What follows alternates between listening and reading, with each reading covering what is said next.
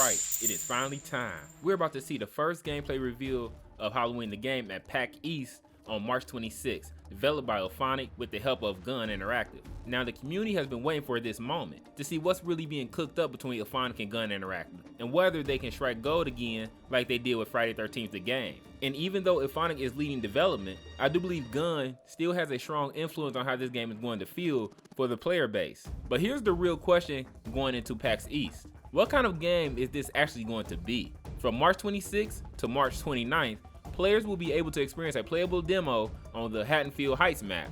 Now, according to the official website, this map is described as a deceptively quiet Midwestern neighborhood with modest single-story homes, fenced yards, dimly lit streets, and of course, the abandoned Myers house. We're also hearing that civilians will be scavenging car trunks, searching for escape routes, barricading themselves inside the home, and even slipping into risky hiding spots. But one detail that really stands out to me is the fact that these are single-story homes. That likely means no vertical escapes, no run upstairs to reset a chase, which could completely change how this game plays moment to moment.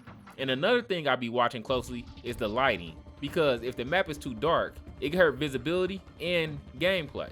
But if they get that balance right, it could seriously elevate the tension. There will be also a panel featuring key developers like Jared Garrettson and Jordan Mathewson, with John Carpenter joining virtually. So it's going to be interesting to hear their vision for the game, and more importantly, see if that vision actually shows up in the demo. And on top of that, there's even an attempt to break a Guinness World Record for the most people dressed as Michael Myers, which, I'm not gonna lie, I'm definitely rooting for. Now, when it comes to the gameplay itself, there are a few things I'm going to be looking for once impressions start coming out. First, the survivor gameplay loop. What are the players actually doing to survive? Are we talking about completing objectives, unlocking escape routes, or is this more focused on stealth and just staying alive? Because that core loop is what determines whether this game has long-term replayability or not. Next, balance. I want to know if this map feels fair for both the survivors and Michael Myers, because even small balance issues can hurt these types of games over time. Another big factor is map size and traversal.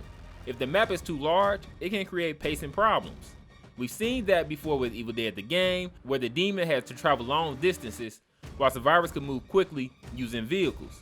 Now, that system worked to a point, but personally, I'd rather see something close to the Texas Chainsaw Massacre the game, where the map size keeps the tension high and interaction happen more consistently. And along with that, movement speed and overall pacing are going to be critical. If the game feels too slow or too fast, it could throw everything off. And finally, we have to talk about the most important piece of all, Michael Myers himself, specifically his time to kill. How quickly can he eliminate survivors? Are we getting long, cinematic finishing moves, or something faster and more gameplay focused? And just as important, how good are the environmental kills? Because if they get that right, that's what's going to make playing Michael Myers feel truly satisfying. So, starting March 26th, Halloween the game will be playable at PAX East. And once that event wraps up, we should have a much clearer picture of what this game really is. If you want more updates and breakdowns after PAX East, make sure to like and subscribe so we can figure out together what kind of game